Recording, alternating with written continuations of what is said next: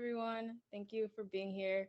I did a short little video um, on Native Americans in the Bay. Um, that's it. So, yeah, Andrea, if you want to share screen. Thank you. Hey everyone, welcome back to another 2022 Summit project. To introduce myself, I'm Ahnaya McLean, and today I'm here to talk about Native Americans in the Bay, colonization, and restoration of old habits. So to start off with Native Americans in the Bay, I first want to clarify that California history did not start off with Spanish colonizers and the gold rush. Actually, for millennia, the land was lived on and cherished by Native people who adapted to their particular surroundings in remarkable ways. For over 10,000 years, Native Americans have called the land known to us as the East Bay home. Indigenous tribes lived all over, in San Francisco, Berkeley, Richmond, San Pablo, Oakland, Emeryville, and significantly more places. Indigenous people populated the Americas and were successful at managing the land. Something that is so close to me on a geographical level that I didn't even know about was the native people, the Ohlone Indians. The Ohlone people lived in a village called Tuckchuan in Richmond. It's estimated that they settled here almost 5,000 years ago. The center of this village was between two creeks, Wildcat Creek and San Pablo Creek. These creeks nourished soil, provided food, fresh water, and nourishing plants. There was also fish once in these waters. So my name is Tanya Pulido. I grew up in San Pablo, Richmond, East Bay.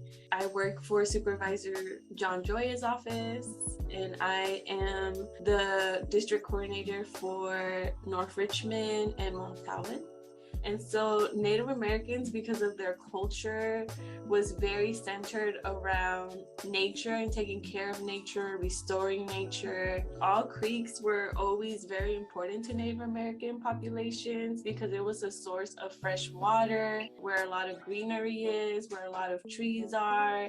The soil is more fertile around creeks, so it's a great area to grow food. The displacement and the attack on Native Americans, right, was removing them from their land. In that process, Wildcat Creek started to kind of go downhill, right? Because what we know now is that Native Americans took care of the land and had practices. They replanted in certain areas to make sure that the plants would regrow. Amid the coming of colonization, the Ohlone way of life gradually came to an end in this area. The creek has since been subjected to illegal dumping and physical neglect. But Wildcat Creek Watershed Council has been working with the city to develop an action plan to restore the creek to its more natural state, hoping to enhance habitat and develop recreation resources for the community. So to relate everything I just said back to environmental justice, I think it's important to recognize that we're always trying to restore the way we care for the earth and kind of change it back to the way Native Americans did, because that way did prove to be best. The land was best then. There was fish in the creek. Everything seemed to be a lot better. We see that we're doing a lot of that in these days, just trying to go back in time to those old habits. The connection and care Native people had with the land was so sacred and kind. It can almost be thought of as the exact opposite of the systems we have in place now with our land. Natives had no sense of solo land ownership. At most, they would refer to a part of land as their territory, yet they wouldn't shoot someone just for walking by or, be mean to them. The land was ultimately for everyone. Natives took amazing care of the land by using the resources they had around them. They didn't have much of any negative effect on the landscape around them at all. Quite frankly, they did a lot of beneficial things. Many of our cherished natural environments, such as Yosemite, were intentionally cultivated by Native Americans. Native Americans used natural resources in every aspect of their life. They used animal skins as clothing. Shelter was made from the material around them, such as saplings, leaves, small branches, animal fur. Native people of the past farmed, hunted, and fished. They used natural resources such as rock, twine, bark, and oyster shells to farm, hunt, and fish. They also used fire, and to them, fire could be thought of as life. By using fire, Native Americans practice a cultural burning called slash and burn. Slash and burn is a kind of farming. The intention is lighting of smaller controlled fires to provide a desired cultural service. It's used to grow food, clear land, and attract and unattract certain foods.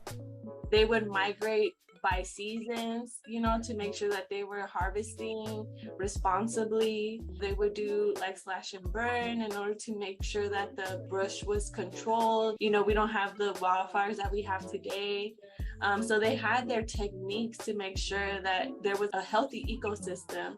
I found that slash and burns actually have some sort of connection to EJ as well. We all know that fires happen almost every year, and about 3 million acres have been burned at some point, which is horrible. But people obviously want to find some kind of way to combat these fires and stop them from happening altogether. So it's been found that slash and burns have and can be very beneficial to forest management. A technique called backburning consists of burning a controlled fire in a path of an approaching wildfire.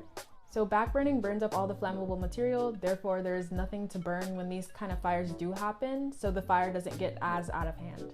This is definitely a connection to Native Americans and the way they use fire to prevent certain things and also to help them out. And it's interesting to see how we're going back to these old kind of habits to prevent certain things in the current day. As previously mentioned, California history did not begin with Native Americans, but was ultimately discovered by Native Americans. 10 million in America alone. So let's get into colonization. The atrocities of colonization began in the 1700s with the Spanish mission systems. The Spanish mission was a frontier institution that sought to incorporate indigenous people into the Spanish colonial empire. Now, the three main objectives of Spanish colonialism was to 1. Convert Native Americans to Christianity, given the want for religious expansion in America. 2nd, to restore the area for colonial purposes. And 3rd, to establish the extension of Spain. So what exactly happened on the missions? The natives lived in missions until the religious training was complete. Then they would move to homes outside of the missions. The native converts were known as neophytes. After they were baptized, they were expected to perform labor. Typically, men worked in fields and women cooked. Both learned Spanish and attended church. Colonization is wrong and horrible for so many reasons, but in this particular instance, it really destroyed a whole culture from the inside and ruined so much community. Overall, there were 21 missions in total, one being in San Francisco. The tribe recognized as San Francisco's original people are the Ohlone people. The Ohlone people lived along the coast of San Francisco's Bay, with a population ranging from 10,000 to 20,000 in the late 1700s.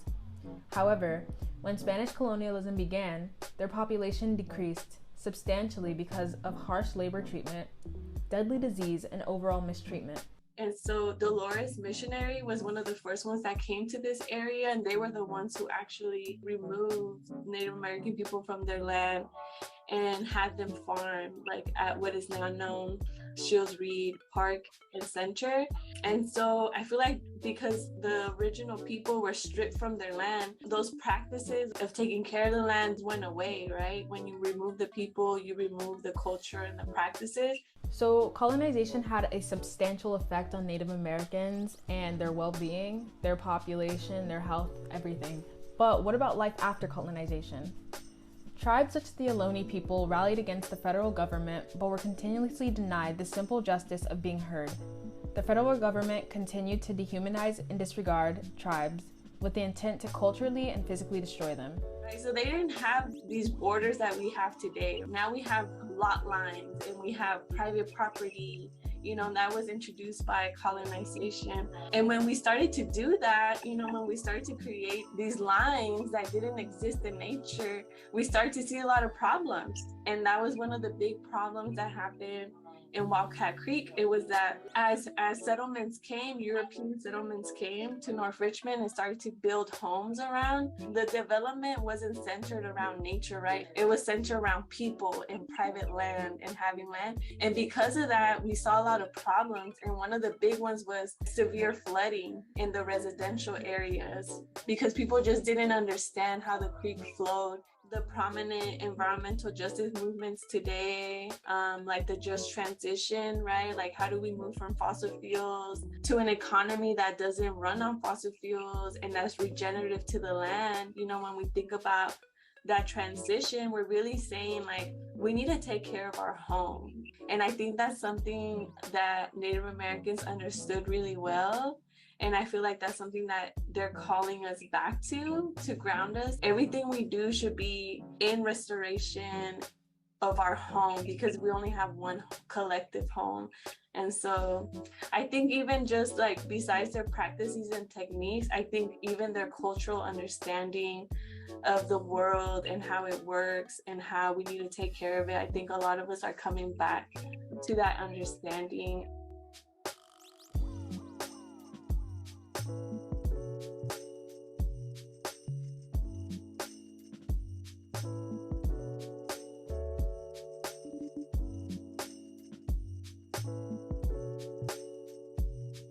Practice a cultural. I really need to get this right. Yes, I do.